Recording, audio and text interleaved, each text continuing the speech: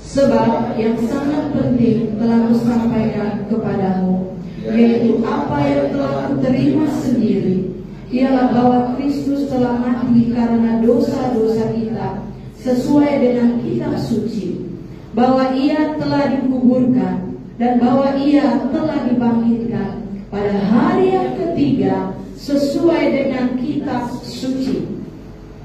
Firman yang sama ini, firman adalah Yesus, firman yang hidup. Firman inilah yang saya ucapkan waktu saya baca teratat penginjilan yang dikutip dari khotbah preachingnya Rasul Paulus kepada jemaat yang ada di Roma 10 ayat 9-10. Ini dia.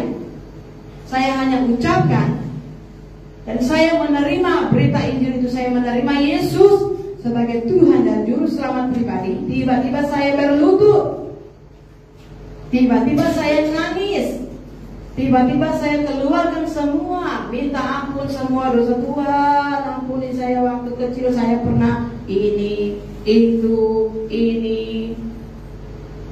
Kalau nggak salah dosa-dosa yang saya lakukan sebelum saya masuk sekolah SD. Itu pekerjaan bagus. Karena di situ waktu itu hatinya seperti anak kecil. Simpel aja loh. Mau jalan pun kayak aku nih mau baik-baik gak bisa lah Tuhan. Kau berbagi itu. Simpel aja, ngamburu. Jadi seperti anak kecil, Pak. Seperti anak kecil gitu loh. Sama Yesus itu, dia tahu kita orang berdosa. Hanya seperti itu, seperti anak kecil, terima kerendahan hati yang baik. Hati anak kecil itu kan polos. Ya memang saya seperti anak kecil waktu itu, kayak anak TK gitu loh. Seperti anak TK itu hati saya. Sekalipun waktu itu saya sudah emak, tidak ada yang ngajar. Saya tahu itu doa orang tua saya, tiap hari kerjanya berlutut menyembah, melayani Tuhan, fokus melayani Tuhan, sehingga anaknya diselamatkan oleh Tuhan, diselamatkan oleh Roh Kudus. Dia udah menginjil, mengembangkan jemaat Tuhan di gereja sekian puluh tahun. Berapa banyak sudah selamat? Tuhan selamatkan anaknya. Ya saya, jadilah jemaat yang baik, jadilah bapak yang baik, jadilah suami istri yang baik, mengasihi Tuhan, maka anakmu diselamatkan. Kalau ke gereja, setiap hari saya ke gereja. Kalau melayani dari SMA, saya melayani. Saya bawa gitar ini, yang ke rumah jemaat, layani sekolah minggu, ngajar, gak ada yang suruh. Apakah itu sudah selamat? Belum, masih orang neraka. Kapan saya benar-benar diselamatkan? Waktu Roh Kudus menjamah saya, itu saya diselamatkan. Roh Kudus menjamah saya, Roh Kudus menyelamatkan saya karena iman saya kepada Yesus.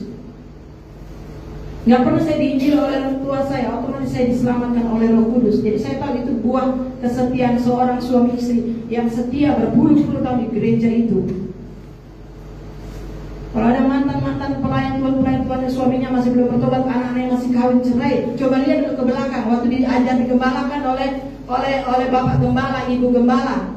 Apa yang kau buat di gereja? Kau pecahkan tubuh Kristus atau kau bangun tubuh Kristus?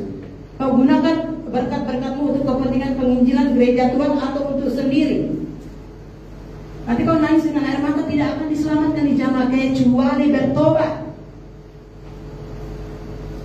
menyesali dosa, dan mulai lagi dari awal.